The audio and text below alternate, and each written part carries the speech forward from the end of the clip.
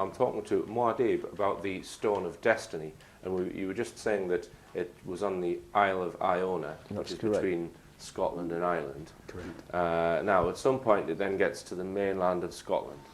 Yeah. So where did it go from Iona? After Columba had died, and he crowned Aidan as one of the kings of Scotland on the island of Iona, on the Stone of Destiny. The stone was moved from Iona onto the mainland to Dunstafnage, which is just by Oban, and it stayed there at Dunstafnage, and the descendants of Fergus, who was also from the Tiatafi, from the line of David, King David in Israel. His descendants were crowned on the stone at Dunstafnage. And then later on, I think round about 800 AD, there was Kenneth MacAlpine.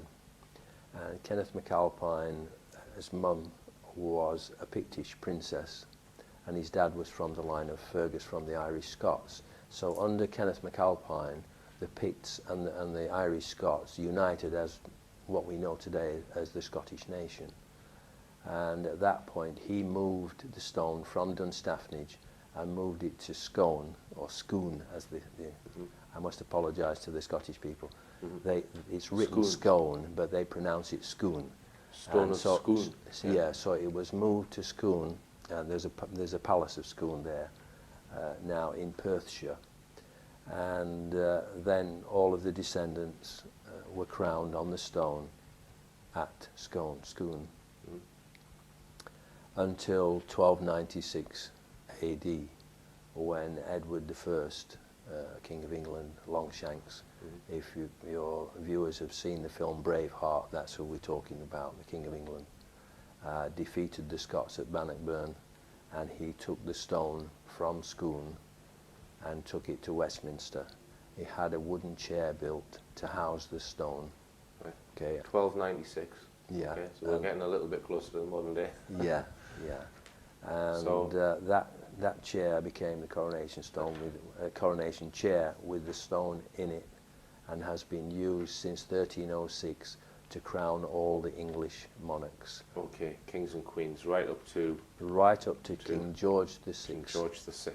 Yes. Right, now we get to the fascinating, well, it's all fascinating, but the incredible part. Okay, in 1950, can we jump to 1950, Mordy? Are you happy to do that? Yes, I'm happy to do that.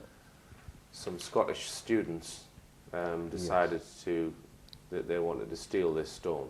Yeah, I guess it was a nationalistic thing, was it? They wouldn't call it stealing. Right, they would just say They were taking, they were putting it, as far as they were concerned, they were taking back their property for Scotland, taking it back because Edward I, in their opinion, had stolen it from the Scots, and they were taking it back. The ringleader of the plot was actually a law student at Glasgow University, and his name is Ian Robertson Hamilton. He's now in his 80s. Still alive? Yeah, he's in his 80s. He's a retired QC, so he actually became a QC. Just sit up there. I mean, these guys are students. Do you think someone put them up to do this, or it was, according to his books, it was his idea. Right. But he got financing from the Scottish Covenant Party, right, which was the forebearer of the Scottish Nationalist Party. They were all Scottish nationalists, basically. This stone's about £400 plus.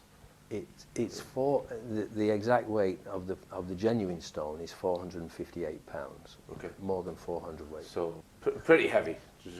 Yeah, but that was what threw them, because there had been a plot by the Scottish Covenant Party in the 1920s to repatriate the stone, as they would call it, from Westminster Abbey back to Scotland. And a stonemason, who was also a local councillor in Glasgow and a magistrate, called Bertie Gray, had made, because he was a stonemason, he'd made a stone copy. They got the dimensions of the stone from books,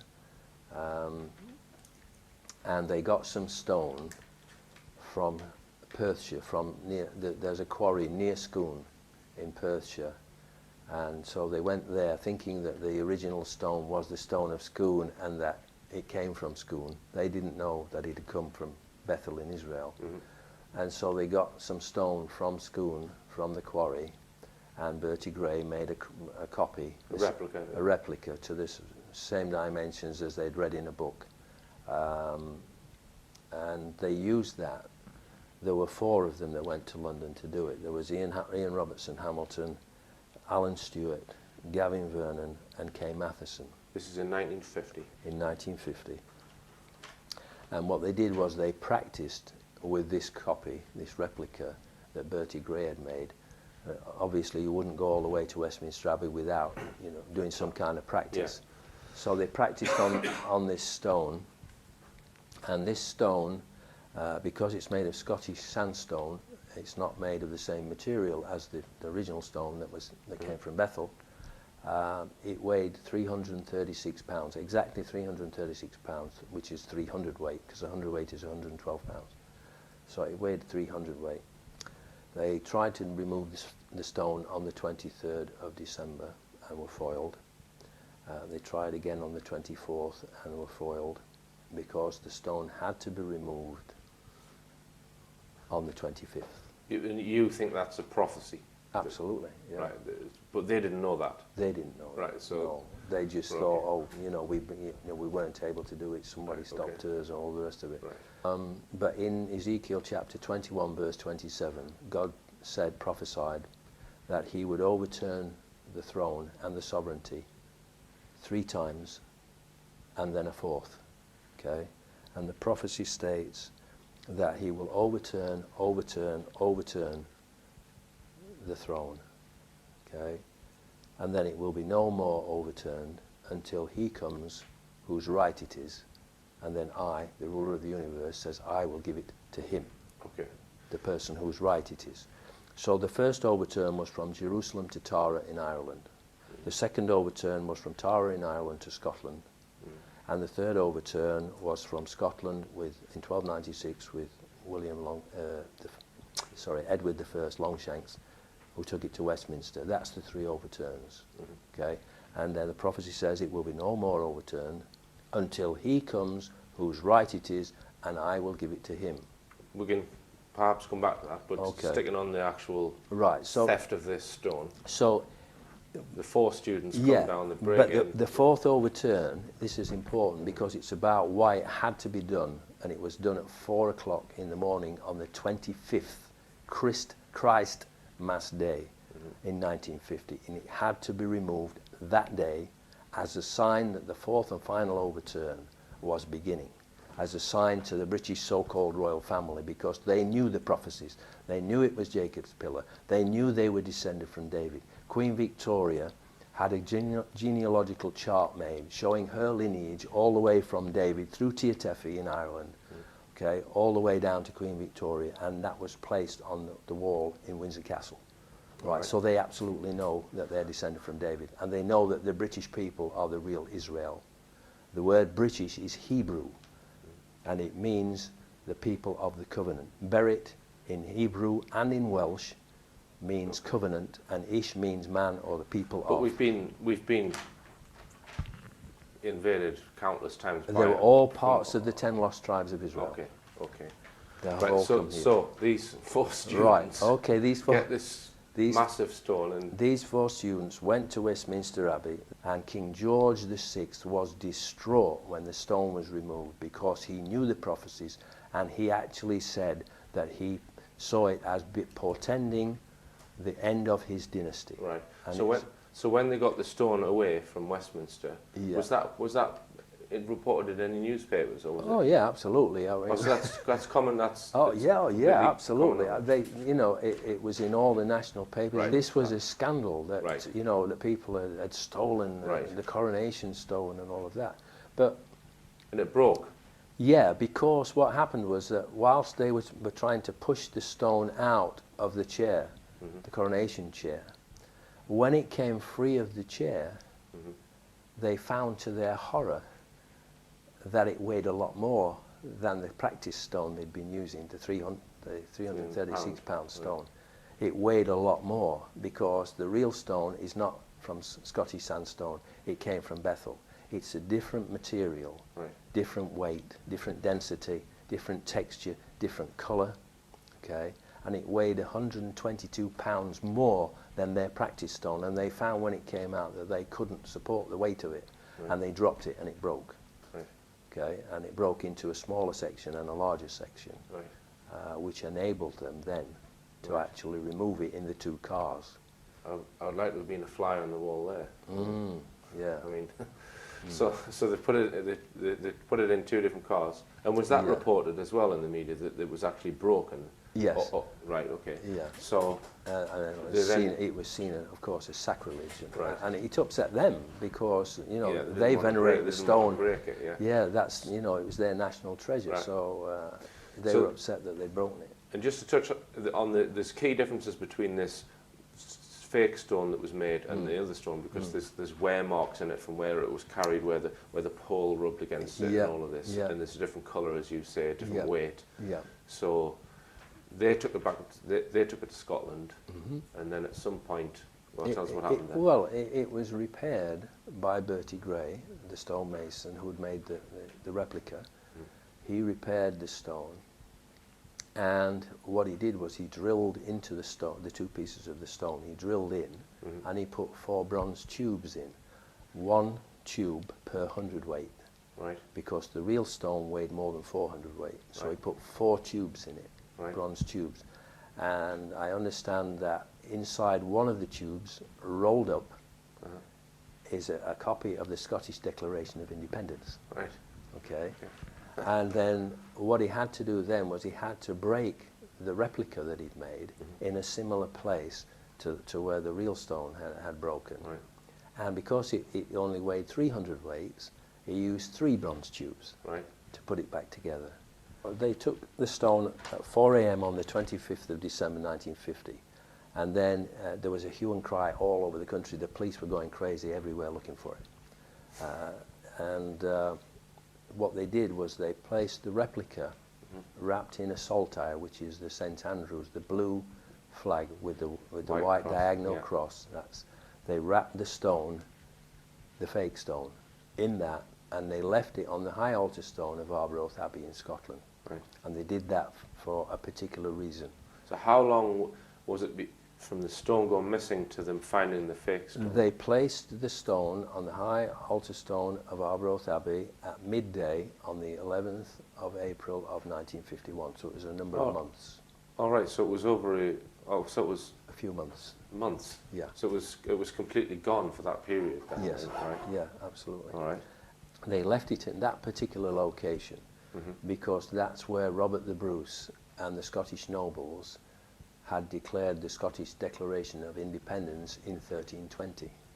Okay, so that was a message to the English authorities. This is our stone. This is about Scottish independence, because they were the Scottish Covenant Party. They wanted independence for Scotland, just as the Scottish Nationalist Party today claim that they want independence from England. And so that was a message to the authorities. And so they then notified the authorities of where they could find the stone. And that stone was then taken from Arbroath Abbey, and it was taken to London. And there are some stories that it wouldn't fit in the chair. And so they got a stonemason to dress the stone to make it fit in the chair. And that's the stone that Elizabeth Alexandra Mary Battenberg, who calls herself Windsor, was crowned on, knowingly, willingly, with malice aforethought, was crowned on that fake stone in Westminster Abbey in June of 1953. Now, in the newspapers, was it reported that they'd found the stone? Yes. And presumably it was reported that they'd found the original stone. Well, they had to. So they just put that story out. But they must have known when they've seen it's made of a different type of Absolutely, stone. yeah, absolutely. Okay, so let's just. What other evidence is there that it definitely is the fake stone? For example, you've got a photograph of the original one, which you supplied by Westminster Abbey, right by the keeper of the muniments. So just tell us about that photograph, Mardib. you asked them for a copy of that photograph Yeah. without telling them why you wanted it, basically. Yeah, exactly. At yeah. some point, I've some got the years ago. paperwork. Yeah, well, I've got the letter Mhm. that came with it and how much it cost and all of that. So I can actually give you the date. Right. I'll let you photograph it. Right. So are there any photographs of the stone that's actually there then to identify that it's different? Or? Yes, the fake stone that Elizabeth was crowned upon was sent back to Scotland in 1996, exactly 700 years after Edward I had taken it in 1296 from Scone, taken it to Westminster. It went back to Scotland exactly Right. 700 years later in 1996 under the John Major Conservative government. He was trying to be kind to the Scots, was he, like John Major? Or he was trying to... No, I think it had more to do with politics. The Yeah. fact that the Conservative Party had very little support. That's what I meant. He was Yeah, trying to win over yeah. the Scots, I should say. Yeah. That's right, yeah. So Yeah. as a gesture to the Scots, hoping they'd vote Conservative, All right.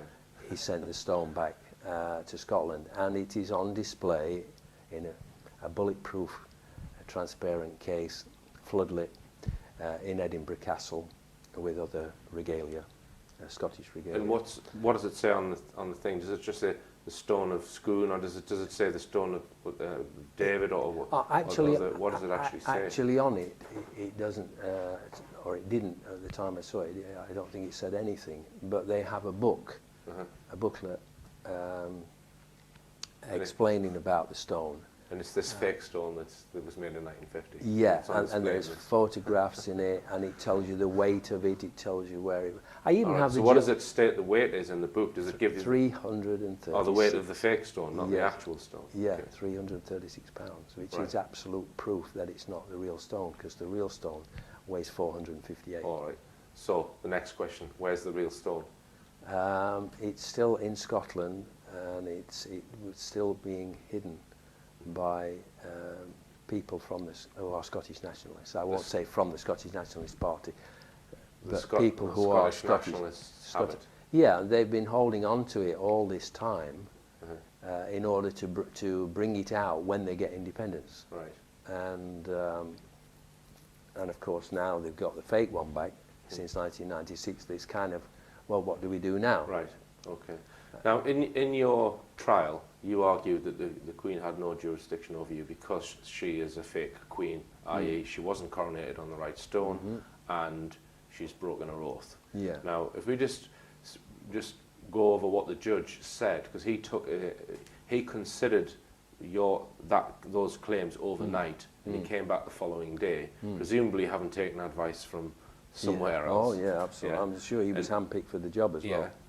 And he then just said he didn't bother about the Queen breaking any oath. That was not mentioned. He just said No. that no, your case is we're going to reject it because the stone is just a ceremonial thing. It's just basically an ornament. It's not really relevant. So by saying that, he was implying. He didn't say that it was the real stone. No, so he couldn't because I have You had absolute proof Right. that can prove it to anybody beyond any shadow of a doubt. So they're now saying that look, this stone's not really that important. It's just kind of a, like a candle or something like that. It's just part of the ceremony. Yeah, So which I isn't, mean, which isn't true, right? because the British are Israel, the real Israel. Okay, and I've proved that on my website with the coat of arms. The British coat of arms is the coat of arms of the 12 tribes of Israel, Okay. which is explained on the website. And she, Elizabeth, is descended from the line of David. Okay, but it says, as I've quoted in Ezekiel chapter 21, verse 27, it states that the throne will be overturned 3 times, and then no more overturned until he comes, whose right it is, and then the ruler of the universe Right. will give it to him, which is Christ. And so she knew, and George VI knew these prophecies, and Right. knew that was the end of their Right. dynasty, that Christ was coming and was going to sit on that stone, and that God took away the stone to prevent her from being crowned. And she, knowing that, willfully went against God's will. Right. and had herself crowned knowingly on a fake stone. Right. So what that judge said is absolute nonsense.